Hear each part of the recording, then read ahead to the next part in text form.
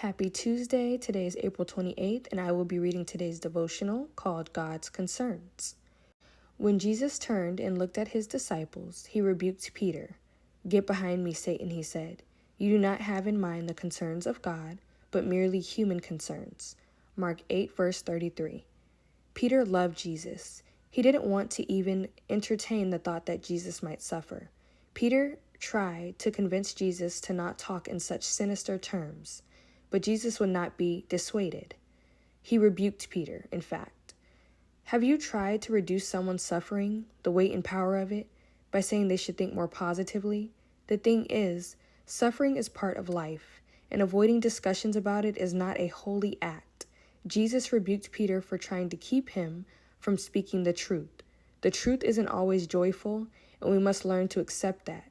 Instead of dismissing others' pain, we must make room for it, for God is concerned with our suffering as much as our victories. Jesus, thank you for setting the precedent for talking about our pain.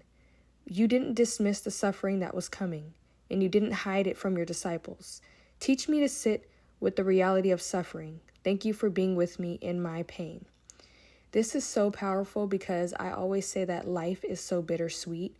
You know, we have the good and the bad. I even have a yin and yang symbol tattooed on my back because that is how life is. It's a balance. You can't have the good without the bad and vice versa.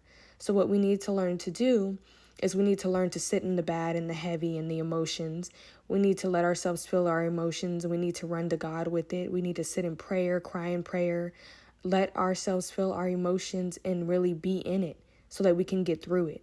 So many people are drinking, they're smoking, they're sleeping with people, they're vaping, they're doing anything they can to try to mask their feelings. They're doing anything they can to try to cover up the raw emotions of it all, right? They don't want to feel it.